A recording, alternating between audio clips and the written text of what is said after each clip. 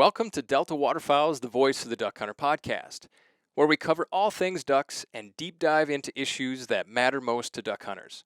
I'm your host, Joel Brice, and today we're tackling a topic that's gotten a bit heated on social media and Delta inboxes: changes in duck distribution and what they mean for hunter success.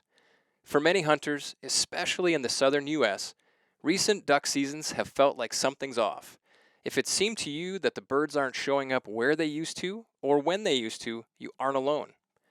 At the Duck Hunters organization, we hear your frustration, and we too want you to have more clearly defined answers. Is it poor duck production? Is it weather variability? Habitat and agricultural changes? Poorly funded public lands getting outperformed by heavily altered private lands? Or a combination of all the above?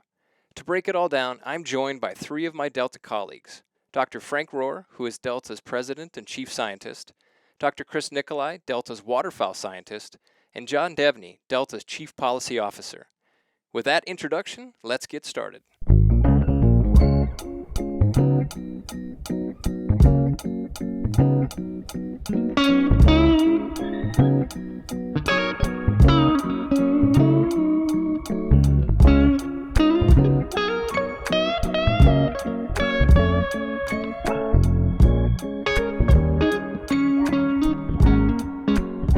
Gentlemen, welcome to the podcast. Thanks, Joel. Yeah, thanks for having us. Yeah, it'll be fun. You bet. For those that are listening to this podcast, to my right is Chris Nicolai. Across the table, kitty corner from me is Frank Rohwer, and straight across is John Devney. If you're listening to this, I would encourage you all to go to YouTube or go to Spotify, whatever podcast platform, and watch this one. So we're in our new studio here at the office, and so it gives everybody an opportunity to tune in and watch the conversation. I think it's a little better to be able to see what's going on. What do you think, John? Yeah, well, the studio looks great. It does look great. Yeah. Well, it's funny, we all live in the same town, for us four anyway. We live in the same town, work in the same building, but I don't know, I think I'd go an entire week without having a discussion with any one of you guys. Yeah. So it is kind of fun. Let's just kind of go around the horn here. John, why don't you just real quick here, we're going to have a longer conversation here. We're going to talk about duck distribution. But John, why don't you give a quick introduction to your role at Delta? Yeah, Joel, thanks for having me. John Devney, Chief Policy Officer, but I've been at Delta for going on 27 years now. So had the luxury of being around a lot of subjects and living here on the prairies and talking to duck hunters around the country. And so I look forward to the topic today. Absolutely. Frank. I'm Frank Rohwer. I'm President and Chief Scientist at Delta. Like John, I've been here a very long time. I started as an undergraduate assistant in the mid-'70s and then did my graduate work through Delta and then returned as the scientific director and then became President and Chief Scientist. So lots of experience with Delta. Perfect. Chris. Yeah, Chris Nicolai, waterfowl scientist. I was a student technician back in '96, and then I've been back here in this position almost 5.5 years. And then I guess Joel Brice, Chief Conservation Officer, been here, what was it, 23 years? 24 years? It was kind of funny. You were in my original job interview, John, all those years ago. All those years ago. Yeah, look how far we've come. So much has changed, so much has stayed the same. So guys, really appreciate you coming on here and having an opportunity. We're talking today, the listener's going to hear this concept called duck distribution. You're going to hear it over and over and over again in the coming months, probably years ahead. This is probably a long-term discussion. As an introduction, though, all of us have heard for many years, easily the last decade, you'll hear people say that they're having a terrible duck season. And I remember in the early days, John, you in particular, you'd travel to what maybe we'd call a town hall meeting. Town hall meetings, yep, back in the early 2000s, kind of after we got dry and duck populations fell after that boom in the late 1990s. Yeah, we did town hall meetings, my goodness, all over the south end of the Mississippi and Central Flyway there for 3 or 4 years. Yeah. We're hearing that again. That really hasn't stopped, right? But I look back on the years where we've fielded those phone calls, Frank, where you're like, hey, I just didn't have a good duck season, where are the ducks? And so we've always had answers. But what I've picked up on this year, and I think we've all picked up on, is something that's just a little bit different, is that there's always been people that have been having success. But this year, it seems like whether you're a public land hunter, or what's new for me this year is if you have a well-managed private property where you can control pressure and you can control resources, that's a group of individuals that, for me, kind of for the first time is saying, I'm having a bad duck season. Would you guys agree with that? Yeah, some places that consistently had great years, last year, we're saying, wow, where are the ducks? We're having a terrible year. So, yep, seeing Yeah. that on some great private land. Yeah, so that's really brought it front and center. And so we'd like to spend the time talking about our thoughts on where are the ducks and what is affecting hunter success. And again, coming back to duck distribution. And we're going to break duck distribution down into 5 key variables. 4 of those, are talking about variables that impact duck distribution and therefore negatively impact hunters. The 5th one is individual hunter expectations. And we're going to break that one down. So that's not so much of a distribution issue, but the variables as an intro are duck production, weather variability, changes in agriculture, public land issues, and the last one, hunter expectations and regulations. So you guys ready? All on board? Yep. Chris, on board. Awesome. John, where in North America have you been hearing the question of where are the ducks the most? Is there a particular part of North America that you've been hearing this? I think interestingly enough, many guys in the Atlantic Flyway this year had a pretty darn good season. My friends in the Mid-Atlantic had a good season. I think where we're seeing the most concern is the south end of the Mississippi and Central Flyways, which is, interestingly enough, right back to where we were coming in the early 2000s when the drought hit. And so, I think it moves around a little bit. If you're a guy in Minnesota, maybe you didn't have the season you'd like. Illinois can be, the mid-continent can be, some good, some bad. But I think we're consistently hearing the concern most from what I would call southern Mississippi and Central Flyway duck hunters. So in other words, those that are 100%, well, other than locally bred wood ducks, they're 100% dependent on points north. Right, absolutely. So the question, Frank, about migration and warmer winters and all those types of variables, that makes a lot of sense, John, kind of impacting those at the southern terminus of the flyways. For sure. Yep. Same thing, Frank? Yep. You hear that too? Yeah, the south is where we really got the most complaints and comments about terrible season. So. Okay. Chris, what would your thoughts? I know you're formerly a Pacific Flyway guy. Yeah, I guess I think about it a little bit more just like habitat stability and where we are. You think about the Atlantic Flyway went through the dynamic period 100 years ago, and then the Pacific Flyway had some changes lately, but mostly stuff that benefits winter distribution, rice decomp water. I mean, we got more food and habitat in the Central Valley of California than almost ever before on a normal water year. You got to put that in mind. But you think about the South there, these areas we've been describing, you look at the examples where we have really good data lately. And sorry, it's going to go right to white fronts, but it's just the data.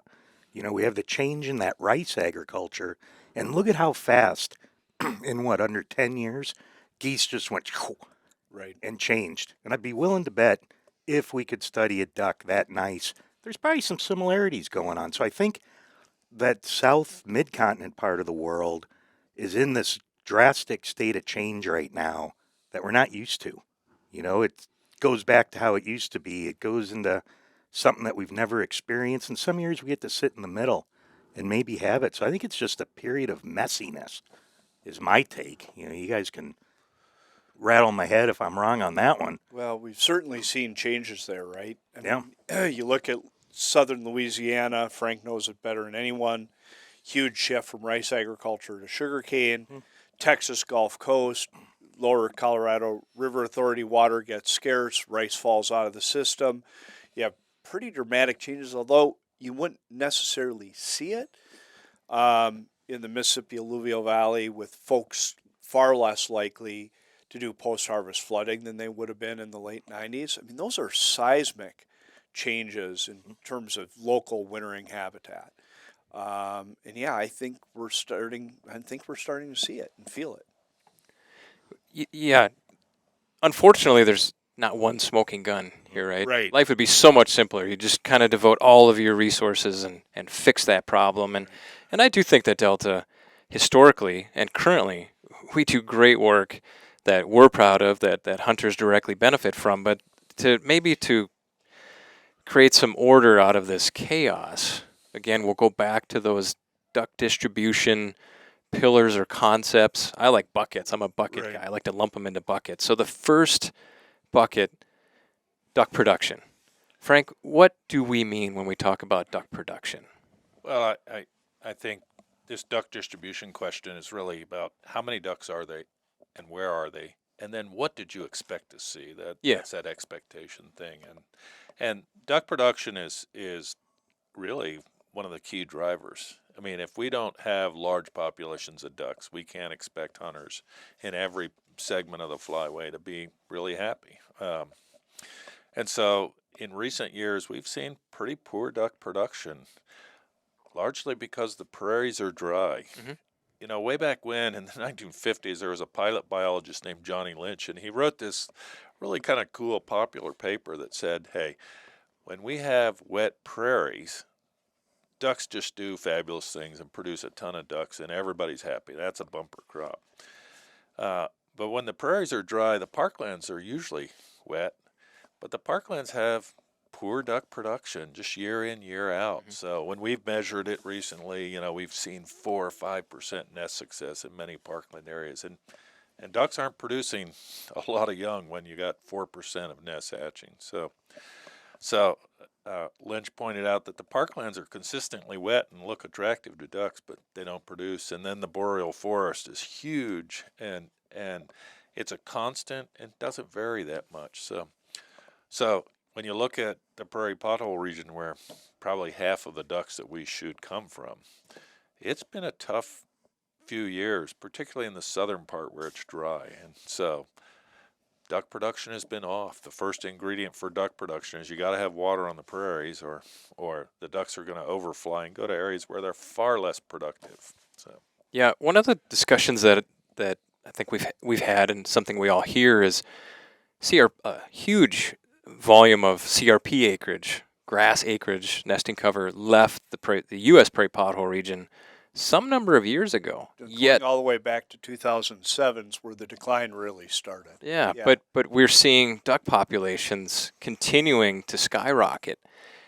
At least the conversations that I'm a part of, I say, well, it's been wet, border to border across the prairie pothole region. I think there were some concerns about that masking, that the water conditions masking that loss of habitat. John, do you think that's kind of caught up with us in these last few years? I think absolutely. I mean, when you go back and look, what I think our hunters' contemporary perspective is 2010, 2011, 2012, and 2013. Those were fantastic years. Incredible wetness across the prairies, incredibly high age ratios. You look at what the harvest did. I mean, the harvest in the South was off the charts. Believe it or not, Louisiana shot a greater percentage of the Mississippi flyway harvest in those years than any point in history. But yeah, I mean, you take, when we have that abundant water, both, first when the ducks settle and then persist through the breeding season, we know what happens, right? We get ducks settling in the best landscapes. We get ducks re-nesting intensively. And then we have high brood survival. That's the ingredient for a big fall flight and lots of baby ducks going down the flyway. Well, I mean, Prairie Canada has been, especially Saskatchewan and Alberta, have been incredibly dry. We don't quite know how dry they were in 2020 and 2021 because we didn't fly the surveys, but I think we generally believe it was pretty dry. And we've bled through those ducks those great years that we had 2010, 2011, 2012, and 2013, and without sort of that incredible distribution, sort of as you said, border to border, Joel, or wall to wall. I don't know that we can expect this landscape to produce, like it did in times like the late 90s when we had 3.5 million acres of CRP in North Dakota, because Lord knows we don't have it anymore. Yeah, I think the other part, John. So yeah, we're dependent on rainfall, snowfall, to fill those wetlands. But there's the other part of it too, is protecting those wetlands. Right. In the United States, we've enjoyed, permanent wetland protection for decades, less so in Canada. But John, one of the big roles of you and your team, Jim Fisher in Canada and, Yep. and the others, Yep. second I start listing people, I don't list people, but no, the entire policy team to some degree has been focused on wetland protection. Can you give an overview? That's probably a whole podcast in and of itself. But yeah, I mean, when you look at the rate of wetland loss right now in Canada, we're talking about best estimate from the Canadian Wildlife Service is 0.88% loss per year. Now, in sort of the analogy I use when I'm giving a presentation is if your financial advisor is returning your 0.88% a year, you'd fire them, right? Mm-hmm. But when you compound 0.88% in, loss rates over 30 years, you're talking about losing 25% from starting today, right? That doesn't account for the historic loss. We know that there's portions of the prairies that have 30, 40, 50, 70% wetland loss in some places. So, yeah, that ongoing persistent loss of small wetlands, especially in prairie Canada, that's just turning that part of the prairies into permanent drought. Mm-hmm. And those are less places for breeding ducks to settle. So, yeah, it is a huge ingredient. And, moisture is important, but having basins to capture that moisture for when breeding ducks come back to settle is hugely important as well. Yeah, I think. Go ahead, Frankie. One of the misconceptions, and John pointed it out, is that we're losing wetlands, but what we're actually losing are the most valuable wetlands. Right. John regularly has the argument that 10 1-acre wetlands will support way more ducks than one 10-acre wetland, and that's completely true. The science has shown that small wetlands are really valuable, and so in the years that we've I've been watching the prairies, what we see is small wetlands are really disappearing, right. And that's a real shame. And what's interesting is that farmers and some biologists think that, well, that's not a disaster. He's draining 3 small wetlands into a big one. We call that consolidation drainage, and that's a good thing because that pond becomes permanent. And it's not a good thing. Those small wetlands are the backbone of duck production. And as John pointed out, we need a lot of wetlands because the 3 biggest components that are driving duck production are where you settle, how many times you nest, because ducks historically probably had pretty poor nest success, but their persistent renesting is what really drives great duck production, and that is strongly driven by water. And then brood survival is the other big one.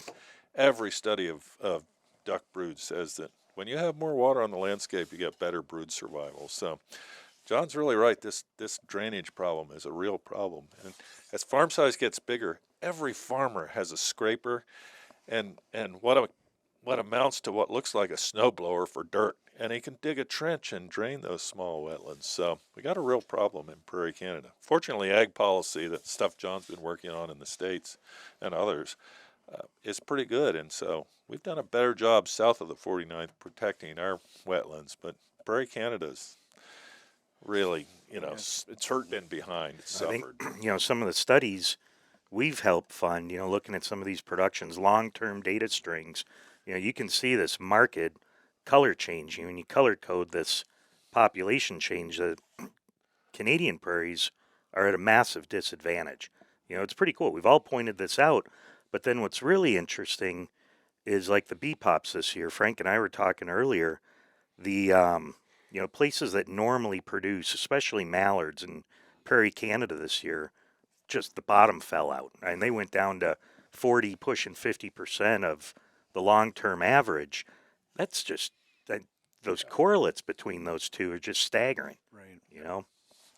So something's, the difference between prairie U.S. and prairie Canada is growing wider every year.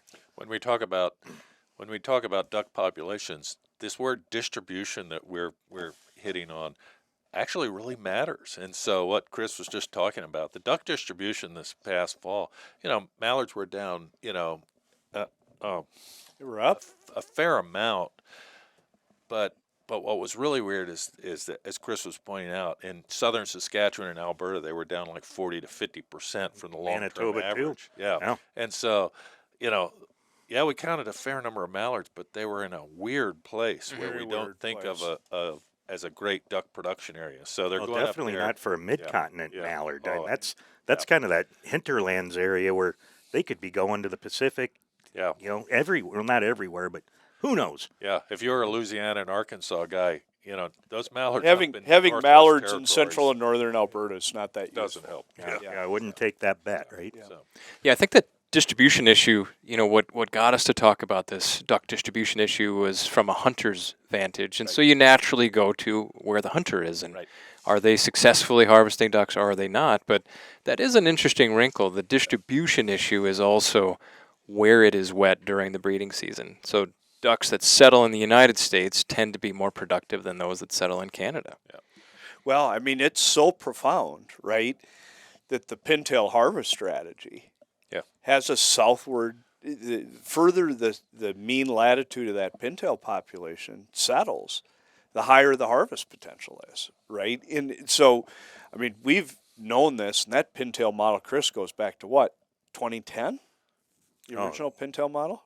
Yeah, I'd say about then's when that first strategy got stood up. Yeah, so I mean, we've intuitively understood. Now, pintails are kind of an extraordinary critter, but we've just generally understood it. And you look at the great periods we had in the late 1990s. I mean, that was super abundant water. the trifecta. Yeah, we had a ton of CRP and no red fox, right? And so, holy cow, you raise a hell of a lot of ducks in that setting. Then you go through this next, then we had sort of a downtrend. Okay, and those ducks were slowly dying. This is a neat thing you brought up in the beginning, one of your first talks there about how, CRP peaked at 07, but yet the ducks still peaked. To me, I think about the difference between overall counts, abundance, and a rate. Right. And it drives me nuts when people use the two interchangeably. But you can produce less ducks with more ducks and still balance out of less ducks producing more ducks. Right. Right? So you can make more with less and vice versa. And you wonder how long of something like that lag effect before natural mortality started hammering that base of adults that we gained through 07. Well, and then he went into that other, what again I may go down as being one of the golden ages of duck hunting. If you're a southern duck hunter, 2010 to 2013, were wall to wall wet. Yeah, we didn't have the CRP, but you look at those age ratios. The evidence is pretty clear. We produced one pile of young ducks, and I think we've worked through those, and we haven't replaced them because we haven't had another one of those sort of super wall-to-wall wetness events where we have these huge surges in productivity. I think I need to rewind that one, Chris. What's Make that? make less ducks with more ducks and more ducks with. Well, just variation in productivity. Like you made a neat example there too, maybe 5 minutes ago about looking at productivity of U.S. ducks versus Canada ducks. You mentioned something about where you settle changes it, and it could be, we attract more ducks to the U.S. prairies, and that's what the BPOP shows. Yep. The ducks are there. Higher densities. Yeah, they're choosing to settle here where habitat's in a better condition. And then they're in Canada, and I don't know if we have any evidence to show that a duck, once she decides to nest, if her productivity varies. And that's where things, we get a lot of variation in that. I mean, Frank was mentioning if you have ponds to attract them, and if you can hold those ponds, brood survival will also go high. But if you're, you can think of it as like a 2x2 square. If you have good or bad spring conditions versus more or less rain to maintain those brood ponds, you got 4 different potentials there. Right. Start low, end low. Start low, end high. Start high, end low. That's the one that sucks. When you knew you had them and you lost it. Right. Or it's the Johnny Lynch story. You got positives on both of them. Now you got them coming out of your ears. So there's that variation that we got to think about, that it's not just across years, but I think, like we're talking with this distribution of the, that line, the 49th parallel between Canada and the U.S., that's probably one of our bigger drivers You know, that's exactly what you're hammering on. You know, and one of the things that's fascinating to me is, you know, Chris does it a heck of a lot more than I do. I piddle with it. Frank piddles with it. You don't even piddle with it anymore. But, you know, snow goose hunting. And, you know, you want to talk about a group of hunters that is hardwired into how many young are in the fall flight every year. They're easy Talk to to see. us, because guess what? Yeah. You can see, you know, whether you're a goose hunter in Saskatchewan right after they've come out of the bush, whether you're a snow goose hunter in the mid-latitude or you're a guy in Louisiana, looking through a set of field glasses, you can know what that flock looks like, right? And every good snow goose hunter, and even some of us more mediocre snow goose hunters, will recognize we want to hunt birds with a lot of gray birds in it, right? We want to look for flocks with a lot of juvies. Well, I mean, how many duck hunters right now could look through a set of field glasses and tell you whether that's a bunch of old mallards or young mallards? You can't tell, right? And so I think this understanding of productivity, duck hunters are at a significant disadvantage, especially the light goose hunters. But see, this is kind of where it's fun getting to be one of the nerdy guys and not necessarily out there doing it all the time, but talking with them, the duck banders. You know, and this is some of the neat stuff we've been seeing while we've been helping out with this is you get a lot of variation and banding of these molting birds. We've at the Delta Marsh, it's been crazy these 3 years we've been involved. You'll have some years you show up, everyone's gone through molt, and it's good. And then you get another year where everyone hasn't even done molt yet. And it's like, why is this varying by 3 weeks? You know, Frank tells neat stories about, you know, how ducks, you know, they got to raise if a successful hen, especially a reed nesting hen. She's probably, if she's successful, the last one to molt. Right. You know, she's at this massive disadvantage because she kept going and finally pulled it off right. Or if you're an early hen, pulled it off right away, now you can molt super early and get yourself geared up for that next reproductive event. There's these neat little snippets that, you know, might be cool for people to know more about that, exactly like your gray snow goose story. Right. Well, You know? yeah, that's good stuff, Chris. Thank you. I think maybe to bring it back to maybe a more simpler level or basic level, in that when we're talking about duck production, I think and John, I'm going to go where you were just going with the snow geese. We've been talking about, you know, on big production years, you have a big fall flight. Sure, more ducks in the system, more ducks to go around, but there's the part that we haven't talked about yet, other than you touched on it with snow geese, is young ducks. The key to that fall flight is what fraction of the fall flight are young ducks. That is, they were hatched this spring, and this fall is their first fall migrating south and their first experience with, you know, the things they're going to hit down the Mississippi Flyway. And that makes a huge difference to hunting success. Because basically, young ducks they're just not educated. They're not very bright. And so we suspect that when they migrate south, they bop around, they try different areas, and you know, they run into duck hunters in the process. And frankly, they're easier to decoy. You take old mallards, you know, there's a great study by the folks at Tennessee Tech, and they marked a bunch of mallards in the winter and late winter, and then they tracked them north. But when those ducks came south, they pretty much all went directly to the refuge they had found last winter, and so they're way less vulnerable. So, you know, there's some evidence that yeah, that's what we're seeing is old ducks know what to do in the fall, and they go to these safe places that they found last winter. Young ducks don't know that, and so young ducks are what really drive success. John got our folks here in the office to look at Louisiana harvest, and it's in the South where this makes the biggest difference. Here in North Dakota, you know, we don't have that many hunters. Okay, we have a lot of non-resident hunters, more non-residents than residents, but we just don't have the number of hunters that Louisiana has. Not even close. And so we're always going to experience juveniles and you know, have it pretty good. Yeah. But by the time the ducks have gone over 1,000 miles down to Louisiana, if you don't have a great duck production year and lots of juveniles in the fall flight, it's going to be a tough year down there. And we've seen their harvest numbers fluctuate wildly. You know, it'll be 5 times as good in good years as bad years. And in North Dakota, we got nothing like that. So, and that's driven, I think, by duck production and good age ratios. So numbers of ducks in the fall flight and the age composition. And the age composition, the more juveniles, the better. Well, And we've got a particularly term down for in it, the right? South. It's so clear that we have a term for it, right? Juvenile vulnerability. Yeah. Like it's a published term in the literature that, you know, we have to correct age ratios for juvenile vulnerability, because if you don't correct for it, so I mean, this has been known to waterfowl managers forever and a day. It's been known to snow goose hunters and Ross goose hunters, Ross like around goose hunters, 0. yeah. And so, yeah, I mean, we want, you know, and we're all great duck hunters here, collected around this Just great. table, especially Frank, who's old and wise.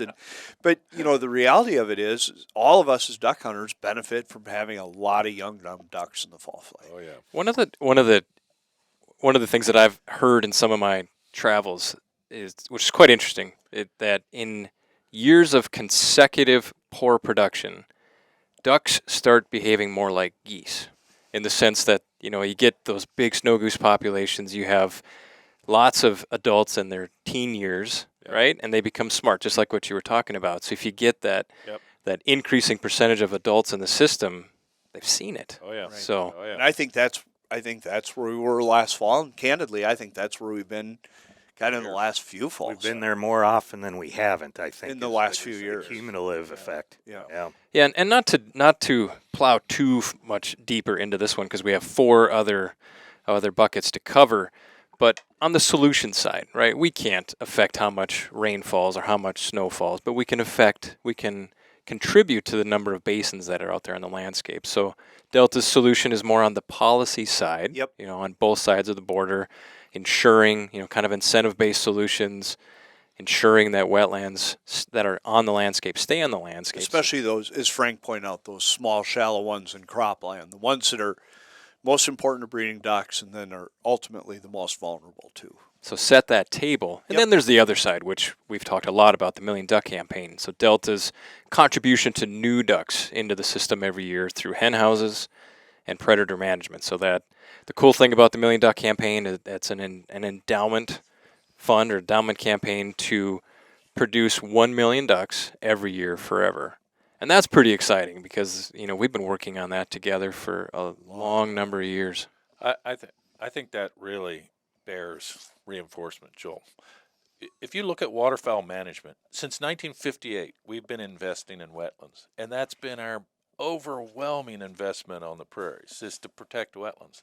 Well, that's great. But Chris and I and John can drive you around to way too many places where we've protected wetlands and we still have this terrible nest success. So you got 2 components up here on the prairies. You need to protect the wetlands. Because if you don't have wetlands, you'll never have ducks. But we've got way too many places where we've protected the wetlands. Like, I've been buying duck stamps for a long, long time, way over 50 years. And it drives me crazy to see places that have incredible production and then potential, and yet get 4 or 5% nest success. Well, you're not producing any ducks. So that's why Delta's focus on duck production, I think, is really unique. Nobody else is doing that. I mean, and it's really a cost-effective way to maximize duck production is through, you know, the techniques that we've shown that work. And Lord knows, waterfowl biologists for 50 years have been trying to improve nest success, and frankly, we haven't come up with very many tools. Right. And the 2 that are really cost-effective are, you know, seasonal reduction of predators and hen houses. And so I think focusing a fair amount of effort on the duck production side is really valuable. And, Absolutely. And that's how you're going to help. We can't change the amount of snow and rain that comes out of the sky. So the thing we can change is nest success. What I love about those duck production tools is they are, one, they don't interfere with existing farm and ranch activities, and they're complementary to all the other valuable habitat work that's going out there. Yep. So, and like you said, maximizing production on existing lands. A lot of those which were purchased or secured through duck hunter dollars. Right. So it's a bit of a responsibility, right? I feel. Yep, I agree. Okay, moving on. Weather variability. This one's a little bit more kind of sit on your hands and hope the world changes a little bit differently. But I think almost no matter where you are, I suppose in Alaska they don't look north, but everywhere south of Alaska people are looking north and looking at the weather, looking at winter. When are the ducks going to come my way? Frank, you said here in North Dakota, yeah, we start out with a lot of ducks. So our duck season is good right off the bat. But we too look north and say, sure do. where are they? When are they coming? That's been winters, the severity or lack of severity, the freeze line shifting further north. Snowpack. Yeah, John, do you want to kind of give an overview of this weather variability concept? Well, I mean, I'll try. I'm a long way from being a meteorologist, and I certainly didn't look at any long-term data. But this will be my 27th fall here, and I would say it was pretty rare when I first moved here that we would have much in the way of duck hunting out on the prairie after Veterans Day. Veterans Day always seemed to me to be the line of demarcation of, boy, if you were coming, if you were going to drive from Wisconsin or Illinois or somewhere to come to North Dakota, man, if you did that after Veterans Day, you were doing it at your own risk because you might as well bring tip-ups and a pair of skates most years, right? And so, and we've seen that change. There's some years where we have a big event. We had a big event come across North Dakota and Manitoba. Frank, you and I got to enjoy that blizzard together up in Manitoba. But it strikes me, again, without any real evidence, that I'm seeing our season on the prairies be later and later. Yeah, Halloween was some of the early years. I remember Halloween freezing up tight. And now, Frank, what's a regular ending date for duck season in the Dakotas now? Yeah, the old timers. Now, remember, I lived in Louisiana for decades and decades, and unlike John, I've only lived here for 12 years through the winter. And but my friends that are my age, 70-ish, all talk about, we never had a 60-day duck season. That was a figment. That was just what the feds said, and we had 30-day duck seasons. And now they say, man, we have 45-day duck seasons out in the prairies.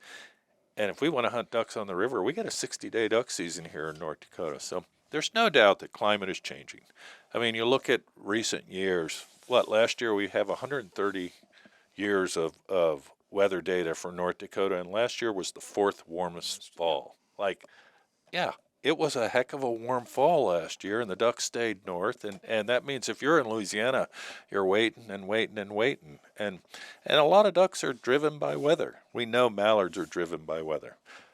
There are other ducks that are at the other extreme, and Louisiana has a blue-winged teal season, and it's dependable because blue wings, they're photosensitive beasts that migrate based on the light, and so they're always going to be in Louisiana in late August and September. But on a lot of other ducks, green wings are a completely different hardier duck than I would have ever imagined. On first principles, you wouldn't think they're driven by weather, but they're driven by weather. And so, if you're a Louisiana duck hunter, blue wings and green wings are your number one and number two duck in recent years. And green wings aren't arriving because it's been so crazy warm. So we've seen this warming trend over the decades, and so for me it's warmer. Winters are delayed. Are there any other types of weather that you guys think of or hear about, or is it mostly just the warmer? Just for duck movement or duck production? Duck or onto movement. Onto movement. Yeah. Okay, because I think there are some things in the spring, but no, I mean it's just looking at that change. I mean they're just not needing to go. The other obvious one, and particularly last year when we got so many complaints, we didn't have snowfall. Well, we have had a terrible winter for snow. If you're a duck guy, you love to see a lot of snow because that fills the wetlands in the spring. But we didn't have significant snow cover until, nearly Christmas? And snow is the number one driver for mallards. If you cover the cornfields with 6 inches of snow, the mallards are going to leave. They just can't dig through snow. And so the recent paper by the folks, Mike Szymanski and Aaron Pierce, really showed snow as a big driver. And so Those are last the radio year, mallards. Yep. yeah, last year with no snow, there's no reason for mallards to leave. They could find open water on big wetlands, and there's plenty of corn up here that's, it's harvested corn. They're just, field feeding. Well, that's something you got to think about too. I was talking about with guys this weekend, and correct me if I'm wrong in years, but I can remember 1994 hunting in college in northeast North Dakota in the bar with our locals, and they come in. The cacklers are in the cornfield. Corn hasn't been here all that long. I mean, it's a big new arrival up here on these northern systems, and we didn't have corn you just wonder how correlated corn expansion has been. There have been a couple of good in-depth looks at migration over the years, and over 40 years, we've seen a real delay in migration. And what was really interesting, the first study was actually influenced by the Bipartisan Policy Committee put it together, and they asked us to look at mallards. And we said, well, if we're looking at mallards, we might as well look at everything. And it turns out it's everything. It's not just field mallards, which you would think, they're staying north way longer because they love that corn. And now corn's everywhere, from Bismarck, all the way to Regina, Saskatchewan. And that was, we never saw corn in Saskatchewan. That was like even 7 15 years ago for me. Yeah. But this delayed migration is really affecting pretty much all the ducks. And so Now, Frank's going to take a liberty there. I've got to remember, because I remember when Frank called me about the first cut at the analysis. And Frank said, well, we're shooting ducks way later. I said, yeah, but we're hunting ducks way later, right?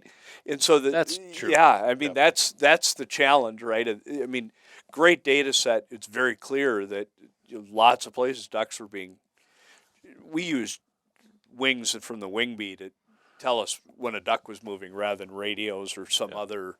So you had to have an open duck season to have a dead duck, to have a wing turned in. So we've had this shift, right, in terms, but my guess is duck hunters and the state agencies that represent them are optimizing their hunting seasons based on the peak abundance of ducks. I mean, that's what I think every duck hunter would hope their state respective state agency would do is, and so are we determining ducks are migrating later because we're shooting them later, or are we setting regulations to accommodate perhaps a little shift in migration? But probably either way, it's probably tomato.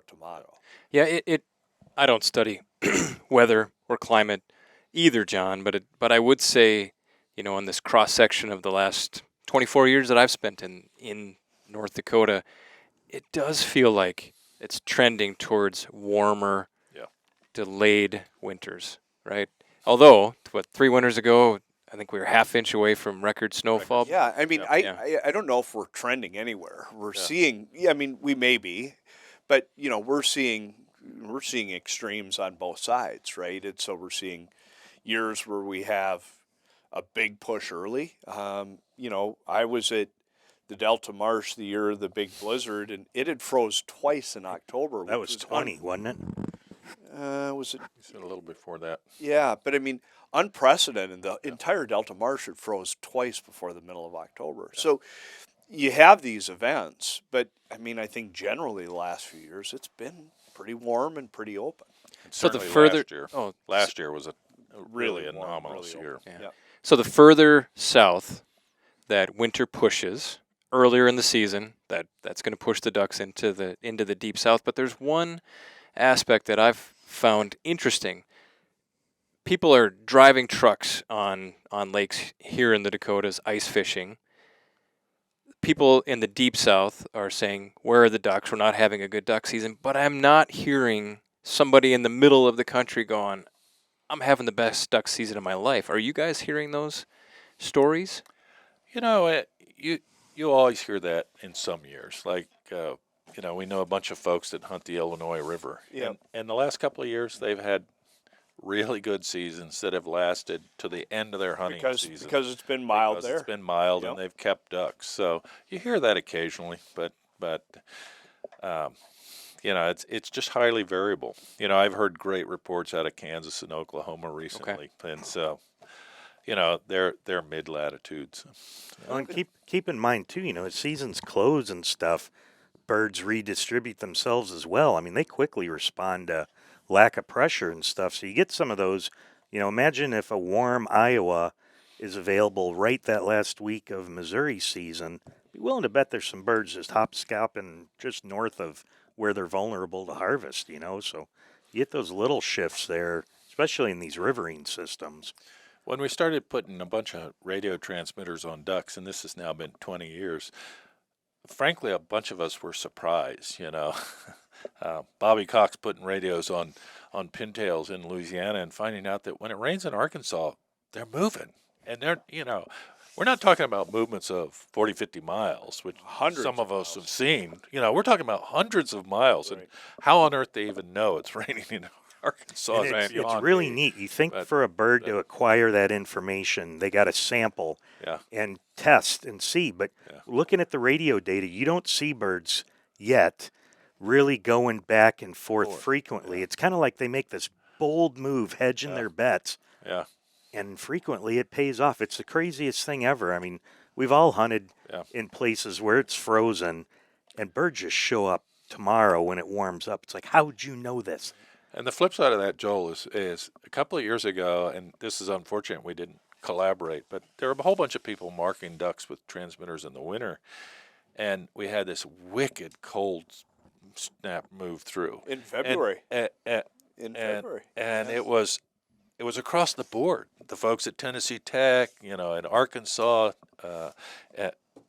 Paul Link down, had a bunch of birds marked, and you would think birds would say, wow, it's freezing up and I got to go. Mm-hmm. But they didn't go, and a lot of them died. And that was the first time in my recollection where we've seen a real cold snap actually lead to a lot of direct mortality. Work in the opposite direction. Crazy, because Yeah. I'd say last night up here, we're loaded with birds. Yeah. Last night up here is probably colder than that event down there. Yeah. But, February versus late March, early April here, it's like, why are you so vulnerable to that? Yeah. You've experienced that before. One of the other things about weather variability, Joel, is it's easy to talk about snow and cold, but precipitation on the wintering grounds, and you talked about riverine systems. A lot of those systems, if you're in Arkansas, Mississippi, Louisiana, Kansas, all that part of the world is highly dependent on riverine systems, and or catching water in the odd rice field, right? And when it's dry, I think that world looks a lot different and a lot less attractive to where ducks are. We talked about settling on the prairies in response to water. I think the ducks are probably doing the same thing on the wintering grounds, and if there isn't that sort of free distribution of water, I think it's hard for those ducks to settle into those. I think that's a good point of that, too. You use the word free distribution of water. It's really expensive to move water when it's not abundant. You got to start paying for pumps. Gravity doesn't work uphill, but gravity and just luck works just fine in a wet year. Right. So yeah, markedly different. It's fun, looking back at all the Central Valley stuff. I mean, when there's too much water on the system, duck hunting goes to hell. There's too many places There's for ducks. too much friggin' water and too much food, and they're living the life of Riley. Right. Frank, are there some data sets that we can point or share with people that kind of that support kind of maybe a delayed migration or maybe a northward shift in harvest? Those are two different sorts of questions. There's a data set. I would say the best data recently has been by the folks at University of Missouri. Lisa Webb is a PhD duck person at the university, and she's actually a federal co-op person. And she had a great postdoc, and he looked at this both aspects, and so he found delayed migration, but sort of the more exciting part of that study, I think, was that there's a lot of talk, a lot of internet chatter about, well, the migration's changed. The ducks are shifting flyways, or they're wintering much farther north than in recent decades. And he didn't see that much change in the actual wintering site. Okay. Took mallards longer to get to Arkansas. But basically, the centroid of where all the mallard locations were in Arkansas, it only moved like 100 miles north. That's not very dramatic. Now, what's interesting in the very same, set of analyses, it looked at pintails. And a moment ago, John was talking about rice agriculture, and we've seen the dramatic shift in rice agriculture. Less rice in Louisiana, way more rice in Arkansas. And the pintail distribution moved a long ways. So pintails were really responding to the rice in Arkansas. And the center of the distribution of pintails jumped from Louisiana all the way to Arkansas. And that was pretty surprising. So it's not that migration sites are different. That was driven, we think, by the changes in habitat and specifically rice agriculture. Whereas mallards, not that big a change. So I think that was a really cool study. I'm going to use that as a segue for the next one. Yeah. Which changes in agriculture. Chris, you'd mentioned corn, in our previous discussion here. Frank, you just talked about rice. John, I've heard you talk a lot about changes in southern agricultural practices affecting food and water, and can you talk a little bit about, from your perspective, changes in agriculture? I mean, there's been a few big ones, and we'll kind of speak to the three that I think are the most sort of high level, and I think Frank just pointed out can change duck distribution. One being on the Texas Gulf Coast, the collapse of the rice industry as it relates because of decisions that they didn't get their irrigation water from the Lower Colorado River Authority. And that goes back, I'm getting older now, 10, 15 years? That's a long time ago, yeah. And so that was a really big one. And if you, I haven't been down there in a few years, but if you drove from Houston to Port O'Connor, it used to be a rice prairie, looked like Arkansas or looked like Louisiana used to look like. It's not, right? It's dryland agriculture. A lot of it's in pasture. A lot of it's in big, massive industrial developments because Houston's grown up so much. But so rice has gone there. And, Frank, talk about speckle bellies, talk about declines in mid-continent snow geese, as Chris mentioned earlier, or pintails. That was a big, important habitat area. Now, there's still coastal habitat that's pretty important to some species, but that's one. Second one is Louisiana, this seismic shift from rice to sugarcane. Rice is really good duck habitat. Sugarcane is not duck habitat at all. And so when you go through that seismic shift to hundreds of thousands of acres, changing what the crop is, it has a consequence. And then let me elaborate on that one a little bit. Crawfish. Mm-hmm. That's what I was wondering too. Have become a worldwide market. This used to be a niche market. You had to be in Texas or Louisiana if you wanted to eat a crawdad. But now it's a worldwide market, and surprisingly, even that is affecting ducks, because if you are a crawfish farmer, you flood deep. And frankly, that's not what pintails like. They don't want to go through 18 inches of water to find that rice. Certainly a greenwing is. And certainly a greenwing. And so that's compounded. Yeah, there's not been the dramatic reduction in rice acreage in Louisiana. But when you think about, all those crawfish acres, they kind of don't count. Well, that's huge in Louisiana. So I didn't mean to interrupt. No. But that's these weird little changes in human behavior and markets are driving, a lot of duck distribution. Yeah, and then you go to the Mississippi Alluvial Valley, Arkansas, North Louisiana, Mississippi. There were some agronomics performance studies done out of Mississippi State that said if you post-harvest flood over a certain date, you're going to have a 20-some% yield drag on soybeans the following year. But now you're talking about taking money right out of some family's pocket. Yeah. And so, that coupled with shorter growing varieties, more fall tillage, because if you're an Arkansas or Mississippi or North Louisiana farmer, chances are pretty good you're going to have a tough time slogging your crop in the spring. Yeah. So as much field prep as you can do in the fall is going to be to your advantage to get your crop seeded. And then you've had incredible amounts of laser leveling happening where we're increasing the efficiency of irrigation, but we're getting water on and off quicker. So you just don't have that occasional, we were talking earlier about free distribution of water.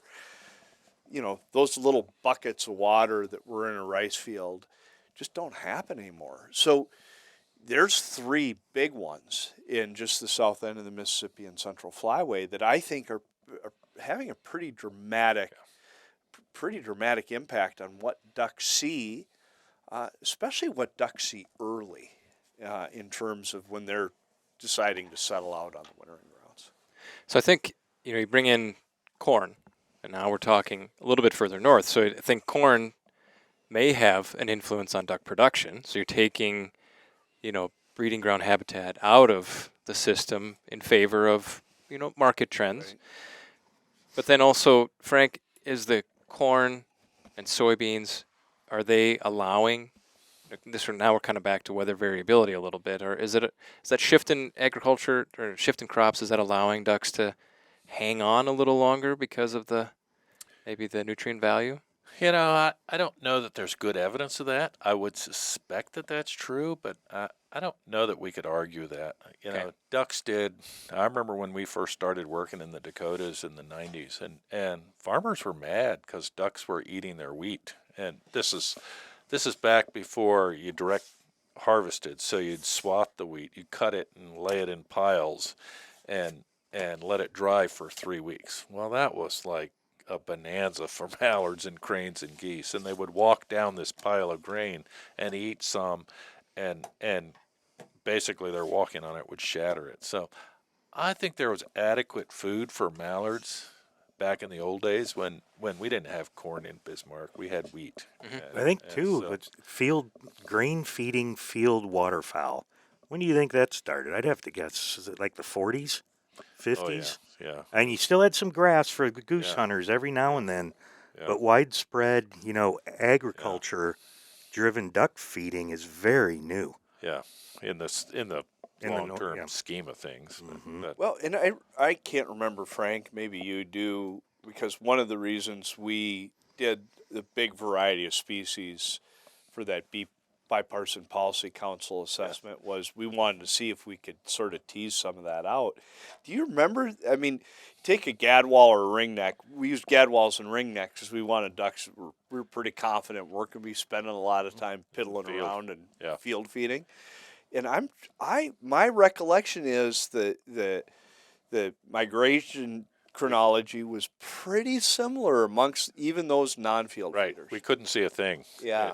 We sort of thought, okay, here's the big contrast.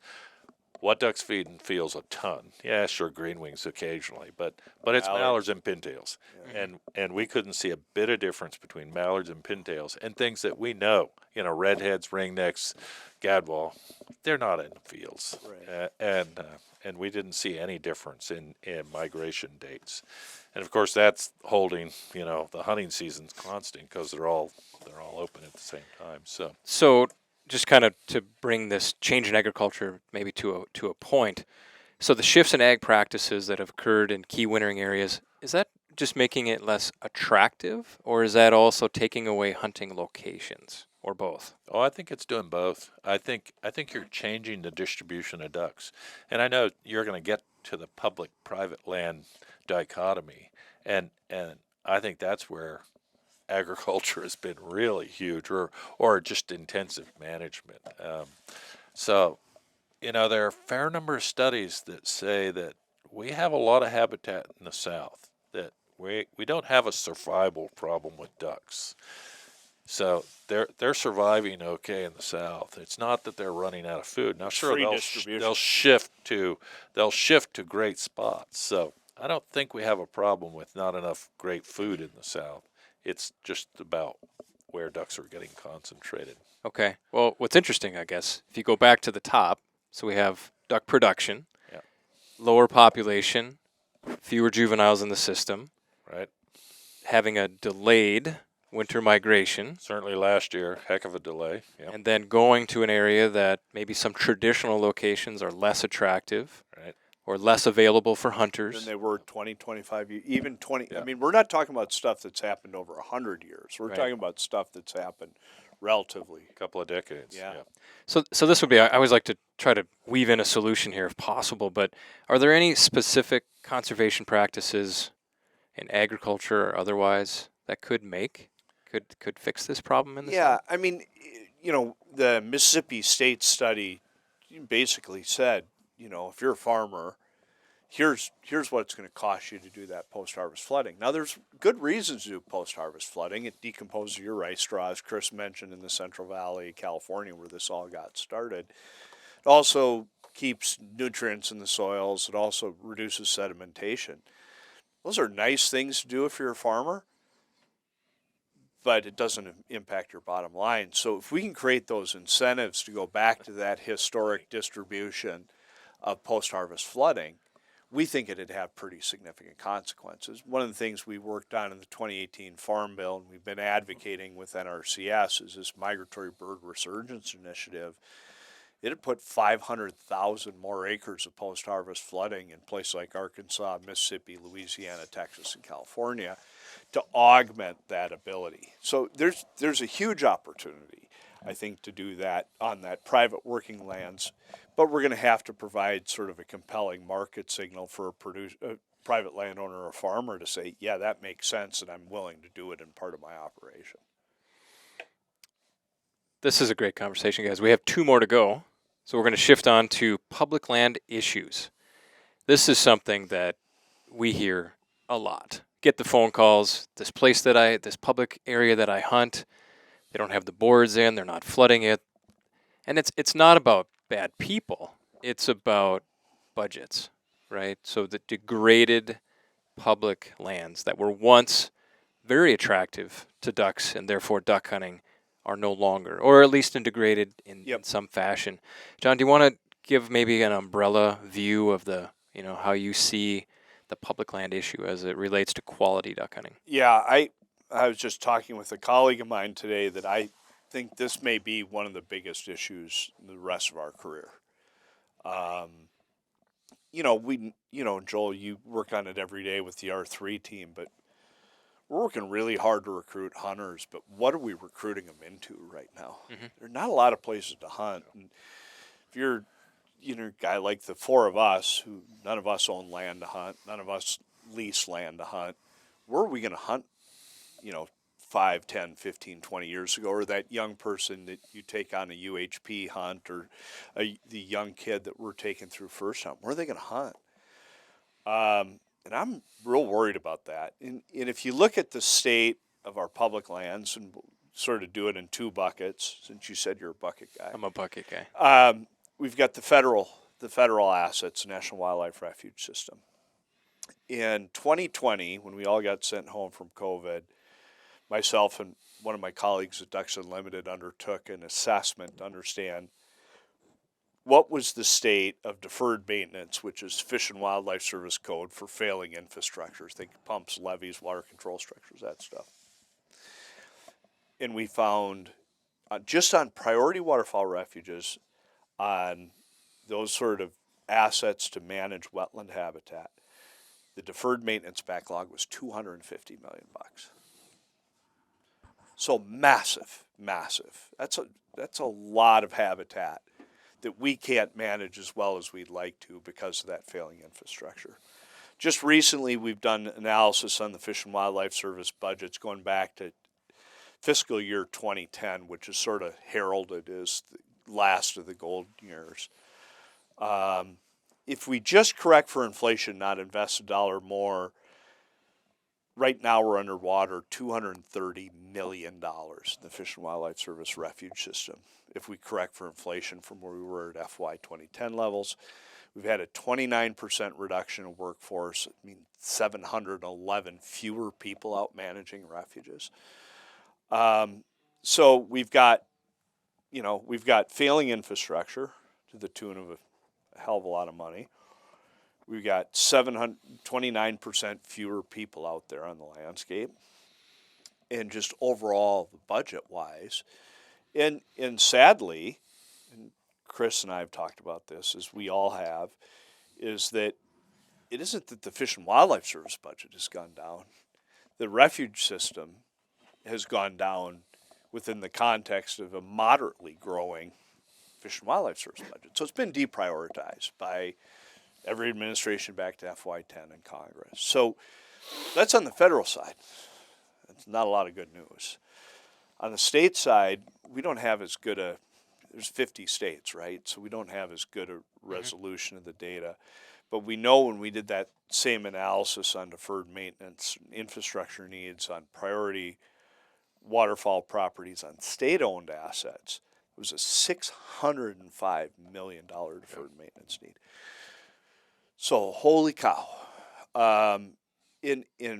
Just here a couple weeks ago, we did a webinar with our volunteers because we've been, just as you pointed out, Joel, our volunteers are having experiences, and this was around the National Wildlife Refuge System, is, the blinds aren't being managed, the habitat isn't being managed. And our hope with that webinar was to do a level set with everybody to say, folks, it isn't because your manager's a bad person. It's because there used to be 8 people working at that refuge. Now there's 1, and he's got to do everything from run the bookstore to do the books to do the, mow the lawn and everything else. So you shouldn't be surprised. And it was pretty phenomenal.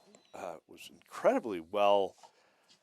I think the uptake by our members and volunteers was extraordinary. I mean, we had an hour's worth of questions on a webinar, which almost never happened. So I think it tells us, A, that we need to do a better job of telling the story, because I think hunters have all had this experience.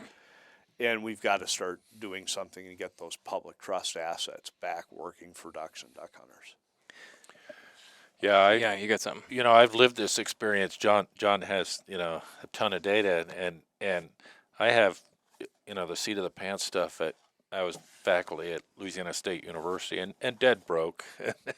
And, I moved to the state and started looking around, and there are all these fabulous wildlife management areas and that were diked and had pumps and were, doing management and attracting a lot of ducks. It was pretty cool. And by the time I left, it was depressing to take students on field trips, because we go there and we wouldn't see any ducks. And so, the pump's been out for 7 years, and and the dike has a hole in it now for the last 3 years. So Because of the even hurricane. if it rains, we can't hold water and hold ducks. And so, I saw that at so many places in Louisiana, and that's completely consistent. States are even more broke than the federal government, and the money's not coming in. And I'll finish with one last point. John did a talk the other day, and it just blew me away. When you think about federal lands, most of us ignore BLM land because it's sagebrush, and most of it don't even see it. But we have a ton of refuge lands and Park Service lands. And John pointed out the disparity in budgets. And it just goes to show you how the refuge system, which is, where a lot of duck hunters are going. Heck, I used to hunt at Sabine Refuge in Louisiana. It was great. It was a long drive, but you always got your limit of ducks. And give them, Joel, that number. I can't come up with it. It's ridiculous. It was 22. Yeah, I can't remember. I can't remember. I'm glad I had a great anecdote. I just can't remember what the great You've pulled out a lot of numbers, John, so you Yeah. let one slip. Yeah, that one slipped. But yeah, and remember, one of the beauties of the United States of America is, this whole North American model, but also the land belongs to the people thing that we've done here. We've got the National Park Service, which is incredible. We've got BLM, multi-use, so we're grazing, we're developing minerals, but there's great mule deer habitat and sage grouse. And we've got the National Forest Service, which, and then we've got the refuge system. But the refuge system is the only one that has an explicit mandate to manage for wildlife habitat and for outdoor recreation. And again, I'll be honest, I'm candidly a little ashamed of myself that I haven't paid more attention about how it's been denigrated over time. live up on the prairies. We don't think about refuges that much up here, No, right? Not no. the way you would if you grew up Here in in Louisiana Louisiana. or Texas or any number of other places. But, you know, when I start thinking about, you know, we talked about these ag changes, you know, where are the ducks in Louisiana going to go? Coastal marsh is gone. Rice is gone. Or what rice is there is under 2 feet of water and full of crawfish. We need those wildlife management areas and refuges to work for us more than they ever have. And they're in an incredible state of disrepair. So it's important for the ducks, and I think it's a critically important issue for duck hunters too. Well, that's the other part of it. It's the hunting side is where are people going to go? Where are I people mean, going to go? I've heard of a lot of folks that have hung up their waders because maybe they had a location that was 30 minutes away or 40 minutes away, and now through closures, loss, you know, development, private land ownership, and posting, 3 hours is too far. Right. So they've hung it up. So I guess I have to ask the question. We haven't really. So sure, it's less funding, but where's it going? What's this? Or maybe a better way is what's the solution, John? Well, I mean, you know, there's a few solutions, I think. I think, you know, in the Great American Outdoors Act, we, again, with our colleagues at Ducks Unlimited, advocated to get money to the refuge system through the Restore Our Parks Act. That's going to be reauthorized here this year, and we have to fight to get more money in the refuges. And candidly, we need to get more money of that money that's going to refuges, not to go to bathrooms and parking lots. We need it to go to wetland infrastructure, and we got to figure out how to do that. I think, and maybe this administration provides a really interesting opportunity to go back to what the Fish and Wildlife Service really does well. The Migratory Bird Program and refuges is what the Fish and Wildlife Service was founded on, and maybe we can start moving that, reprioritize things that way. When it comes to states, I mean, you know, you look at states that we think have the best model in terms of, sales tax proceeds going into Missouri Department of Conservation, the Arkansas Game and Fish Commission. And the Arkansas Game and Fish Commission has, I can't even begin to tell you, the tens of millions of dollars just on their green tree reservoirs, not to mention all the rest of the assets they have. Jeff Wardlaw went with our volunteers and Garrett Trentham last year to meet with the Missouri Department of Conservation. By all measures, probably the blue ribbon example of state wildlife agencies. There's a lot of waterfowl, duck parks in Missouri that are in a state of disrepair too. So again, I think we have to go back to, I think it's incumbent upon us as duck hunters, and Delta has to play a leadership role in advocating to make sure these things are in better shape than they are right now. And I don't know if we'll go there. I'll just dominate for just one more minute. Imagine that you're a private habitat manager. You think you'd have deferred maintenance at that magnitude? How long does it take to fix a pump or a levee or a water control structure if you're the duck hunter that's got a 600, 1,200, 1,800 acre duck club? And I bet you they haven't had a reduction in force of 29%. No, well, I think that's part of the duck distribution thing in the South is that we all acknowledge we don't have data, but we all know that there's been a phenomenal change. Public trust resources have just been left out. There's just not enough money to manage. And when pumps go down, it takes 2 years or 10 years. Or 10 years to get a replacement, or never. And that's the same with levees. Look at White Lake, major levee issues, and it's taken them years and years and years to even get close to getting the money to fix those. The flip side is there are some early biologists that really revolutionized wintering ecology and pointed out, Lee Fredrickson comes to mind, and some of Lee's students that showed that, wow, we can really concentrate ducks. Up here on the prairies, Joel, you know this, a square mile, the best we can do, 120 pairs. That's a heck of a section of land. Mm-hmm. A section of land in Louisiana, That's absolutely nothing. You can pack, thousands and thousands and thousands of ducks in, and ducks respond. What they want is water. Well, there's water lots of places. Right. Great resources and not too much hunting pressure. And so private guys have really figured this out, led by Lee Fredrickson, with moist soil management and flooded corn. Let's face it, ducks love flooded corn. And so we've seen changes in distribution as ducks have gone to public land and said, there's no food here, I'm leaving. And where do they go? They go to a guy's place that has 20,000 acres and manages really well. And you can. Or they might only go there at night, Yeah, they might There's sit in a that change federal as well. refuge where all they have is protection, no super black eagles going off, and then at night they fly out and go to the cornfield on the land that's being managed by private folks. So ducks are pretty resourceful in the winter, and we're seeing major shifts in distribution in terms of the public-private land. Frank, from your perspective, so you have the public land situation that we're talking about, and then you have the private land enhanced management. Did those two happen kind of in parallel paths, or was there a cause and effect there? Did one trigger the other? No, they happened in parallel paths, and most of us, had we known about what was going to happen, we Could would have set up a actually great experiment. we actually would have counted ducks in these places and said, hey, here's the data to show this. Every state waterfowl biologist in the South will assure you, oh yeah, this has happened, but I can't document it with great data. So, the air-ground transect in Louisiana, they've been set up a nice experimental system, but as they fly by, they'll see this one great area, and they say, oh, 500,000 ducks there. 500,000 ducks in one site.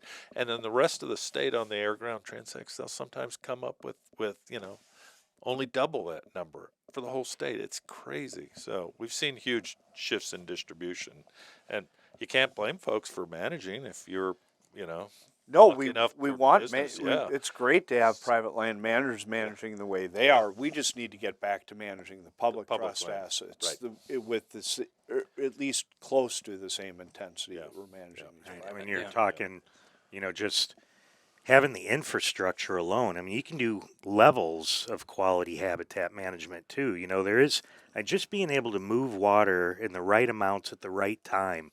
You can still fire off a beautiful crop. Right. Of Moist soil. abundant moist soil seeds. Then you take it up a little different. Are you all the way to make it quick, all the way up to agriculture, but then be able to draw that down at the right time to allow the birds to access those hot foods as well. And when you don't even have the beginning maintained anymore, you got nothing. Yeah. It's really unfortunate.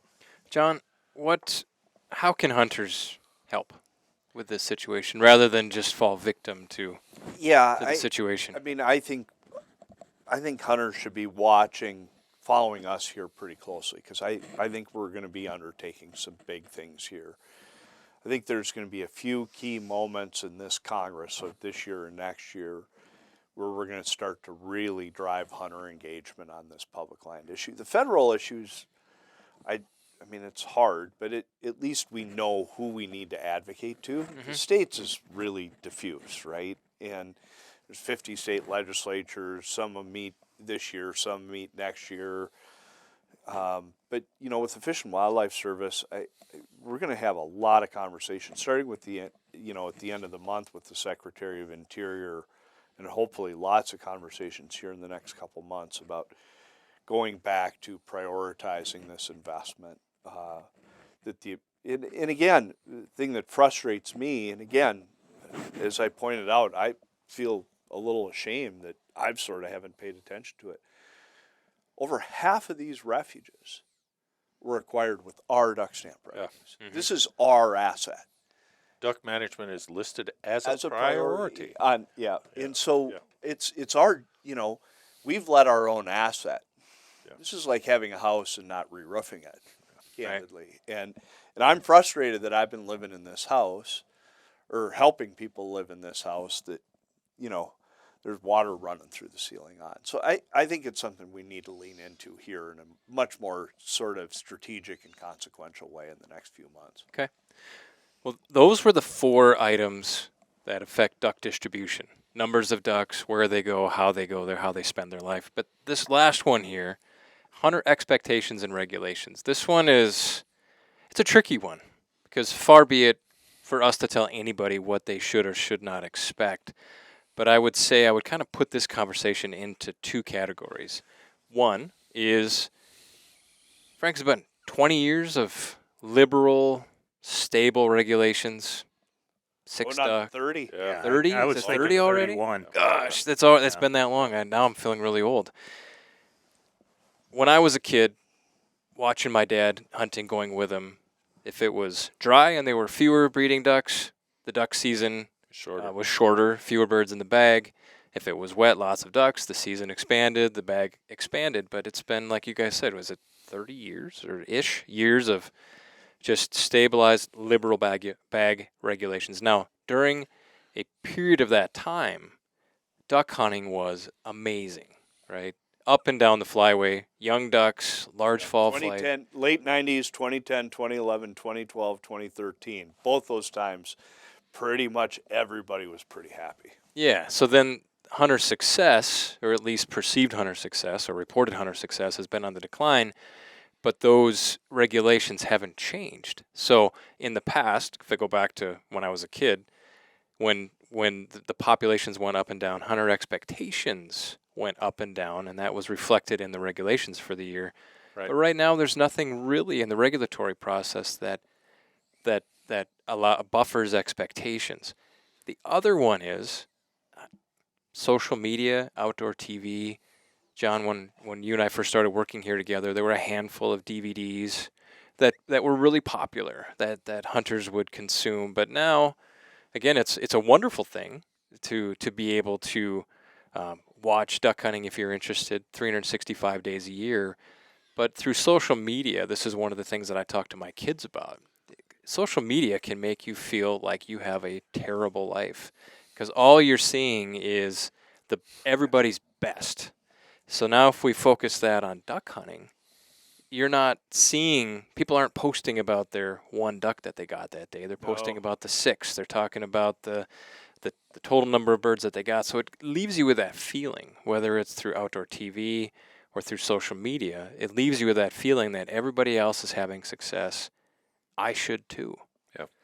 So, Frank, do you have some thoughts on the? Let's start with the regulation Yeah, side. the simplest thing is that there's this statement that perception is reality, and if people have this expectation that, wow, I looked at the May surveys and looks like duck numbers are holding pretty steady. Well, they think it's going to be a great year. Well, if duck production is lousy and there are no juveniles, it's not going to be a great year. And then if migration is delayed, the first half of the season you don't see any ducks over your decoys in coastal Louisiana marsh and Vermilion Parish. So there's a big problem with expectations, and so and I don't know what you do about that other than try and give people a better sense of, yeah, it's going to be another kind of crummy year this year. I don't The think Dakotas are dry. Places are dry. So don't expect to see as many ducks as you did 10 years ago. It's just, it can't happen. So. I went back and looked at our press release from August, and I thought, yeah, maybe we were just a touch optimistic. Yeah. And I don't think It's hard. It's hard to really find hard. that sweet It's spot. really hard, and I don't know. Maybe the world wants us to tell them when it's going to be crappy. Yeah. And I don't know. As we're sitting here today, I don't expect we're going to have great breeding populations and great production in North Dakota. I'd go on the record saying As far as I can tell, it's going to be April tough. 1st, it's going to stink. Yeah. Now we'll see what happens over the next 30 days and what Saskatchewan and Manitoba look like. But the other thing is, I think your observation is right, Joel, is that when the waterfowl management community set up AHM, they did it to take the hand wringing and fighting out of regulation setting.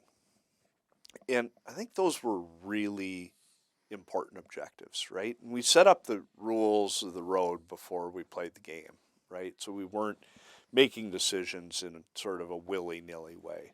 I think those are good things. I think one of the bad things, one of the downsides of that is it is not reflective. When you can have a breeding population of 6.5 million mallards and a breeding population of 10.5 million mallards and have the same regulation, what it's telling you is we're not going to harm duck populations with harvest rates at these seasons. It is not an indicator of abundance or scarcity. And again, maybe that's on us. Maybe it's incumbent upon us to start telling that story better. Because, I mean, again, as you pointed out, there's been years where we've had wicked high May pond counts and crazy high duck populations, breeding populations, high, incredibly good recruitment. And then we've had the inverse, and we've had the same regulations. So, I don't know. It's a challenge. Frank, you've always been a champion for hunter harvest not being the issue. Right. So I don't want to confuse the issue here that's saying that stabilized liberal bags are bad. Right. We're just focusing on the expectations that creates. Right. Yeah. I think one of the greatest achievements in the duck world, to be honest, you can point out a lot of them. Our success with protecting wetlands in the U.S. Mm-hmm. My duck stamp dollars have protected, and millions of others have protected a third of the wetlands in North Dakota. That's a huge accomplishment. But one of the ones that makes the most impact on duck hunters is knowing that duck populations are driven by what happens on the breeding ground. The 3-month breeding season is the driver of ducks, and folks knew that long ago. I remember talking with the carpenter at Delta Waterfowl in the 70s, and he said, just look at the fluctuations in the numbers, and it completely matches whether the prairies are wet or dry. And so that's a great thing. So we now don't restrict you down to 3 and 30. Now, there are a whole lot of duck hunters that have never lived in a 3 and 30 duck season. And I remember moving to Louisiana, and 3 ducks in 30 days is all I get to hunt ducks, and this is my passion. So that's great. But the flip side is we got to convince hunters that you're going to see pretty stable regulations, and it has to be really extreme before we're going to go to 4 and 45 or Lord knows 3 and 30. And so don't expect to see the same number of ducks every year just because we have a 60-day duck season and six duck limit. So, Yeah, that is tough because I think I wonder. It can be done. There's a mechanism out there to talk to every duck hunter, but it's not easy. No, it's not easy. Well, I think we got to use some examples, and I'm right on there with Frank. There's been a big success. AHM came around and set up these really nice tables, basically, that you could look at. Oh, if this lines up here and this lines up here, this is what we're going to get. But people get really frustrated. They look at the 1995 version and look at this year. Well, you guys changed it on us. And it's like, well, no, things moved around, but we learned over time. We learned a ton, yeah. And this is what we need to send the message home more is with many academics will argue that the AHM models are completely wrong and worthless. No, and they're actually taming their message down on that too, is that we actually have learned, and they're not jumping all around, not showing that these annual changes in harvest regs do much.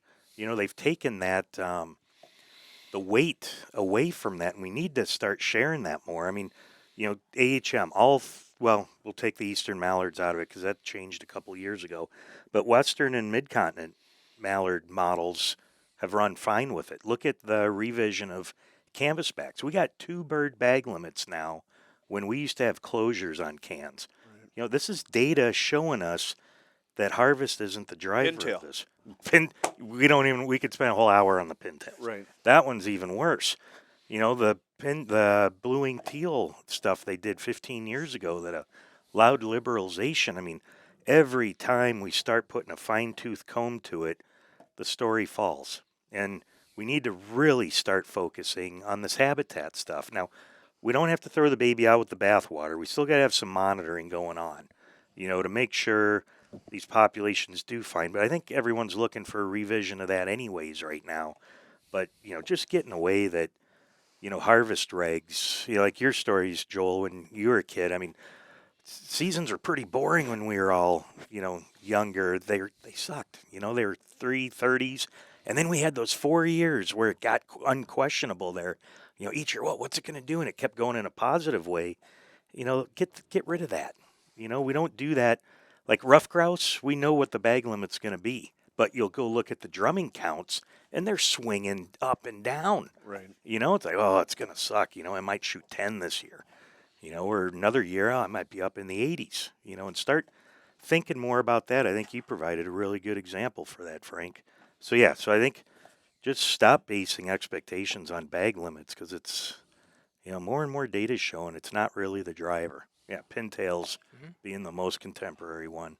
Yeah, I think it's a really complicated discussion. There's not a quick answer to it anywhere, but there is an answer, and I think a little bit through this discussion here, but we'll expand on this in the future. I just want to go back just a little bit, and I have a few friends, we all do, in outdoor TV, and one of the discussions I was talking with this particular individual about hunter expectations, and I said it's really important, I think, that you slip in a few bad duck hunts in there too, just to help with set proper expectations, and maybe not for those of us that have been hunting for so many years, but for the next generation of hunters, so they understand that it was a bad day of duck hunting, but it was so awesome, right? And what he told me was, he goes, we might hunt for a whole week and barely come up with a show. And you're right, we are showing just the gravy. We're just showing the best. Right. And sometimes shows will come back from a trip without a full show. Right. So everybody has a bad day duck hunting. Not every hunt lives up to the expectations if your only expectation is to bag a limit of birds. I do want to maybe hint towards a future podcast episode, and I think it's in the current issue of the Delta magazine. One of our writers, Kyle Winterstein, wrote an article. We won't really talk about it other than he suggests that maybe duck hunting, modern day duck hunting, has lost some of its romance and nostalgia in that bag, in kind of a bag focused era. So go ahead and read that one. And I think we'll maybe unpack that one in a future podcast as well. I think in closing, maybe we should look at that one. Any room for optimism in Yeah, I mean, I think so. If we could have easily, nobody knew what a podcast was in 2002, but we could be doing the same podcast in 2002. Mhm. The issues were all the same. Went from a period of, high breeding populations, high recruitment, wet prairies to dry conditions, and duck hunters were mad as hell. And they're mad as, we had a couple of years that were pretty crummy. We had a few mediocre years, and then 2010, 2011, 2012, and 2013 came back. I think the thing that, having just been around long enough to garner a little perspective is, what are the fundamentals that are important, right? And I think the fundamentals are, when we think about the prairies, we need to retain that small wetland resource or else we turn the outcome of the breeding season, at least in parts of the prairies, will be permanent drought. Mm-hmm. That's number one. Number two, you guys talked, I think, very nicely about the need to invest in direct duck production. I think that's a huge one, fundamental. How do we sort of mitigate against these changes in agriculture that we talked about through incentivizing, restoring some habitat function on private lands, and then how do we address this public trust resource thing? And I will say myself, versus where I was in 2001. 2001, I wasn't worried about wetlands, interestingly enough. I was worried about declines of CRP, right?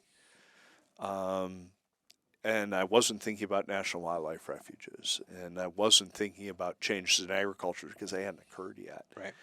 But I think, if we go back to those, is got to have wetlands on the prairies. We got to do what we can to increase duck production. When we send those ducks south, how do we maintain that historic distribution in the key wintering areas? How do we work with farmers to augment private landscapes? And then what do we do to, significantly change the trajectory of our public trust assets? Is it going to be harder today than it was in 2001? Maybe a little bit. But we get wet again and we do those things well. I think, I'm concerned about the component parts, but I'm not concerned about the whole, I guess is what I would say. Yeah, I think John hit some great points. I agree. There's plenty of room for optimism. This is as dry as I've seen the prairies in decades and decades. It'll get wet again. I mean, it's not going to remain this dry. No climate model says that North Dakota becomes a desert. And so it's going to get wet, not this year, maybe next year, the year after, and the ducks will respond like crazy. The second thing is I'm really excited about the fact that we've learned so much about hunting and that, this was a lousy duck year. And I feel bad for the guys in Louisiana that had, so many days where they didn't see a duck. Oh, Frank, you could feel bad about me. I had a crappy duck season right here. But we had a heck of a freeze late winter, and then things got really good in Louisiana in January.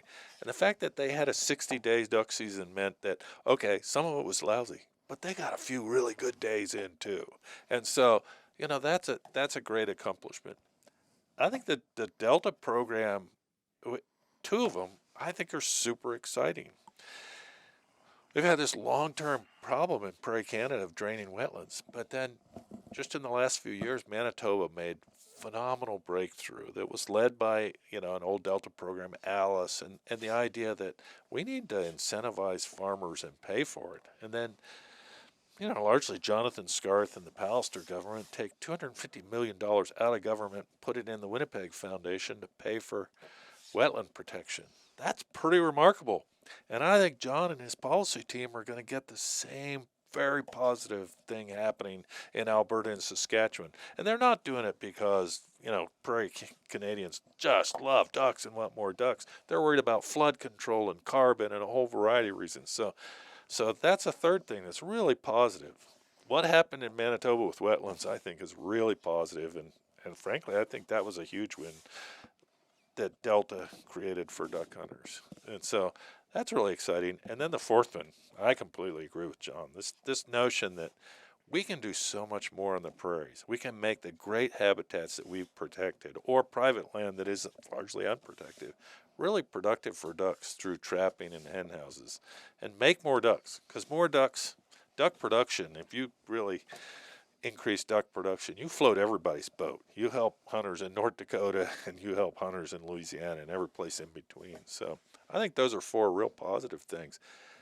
Yeah, we're dry and it's not great for duck production right now, but that changes, Yeah, that's the one thing. Yeah. So if people say, is the current situation here to stay? I think you guys did a great job talking about room for optimism.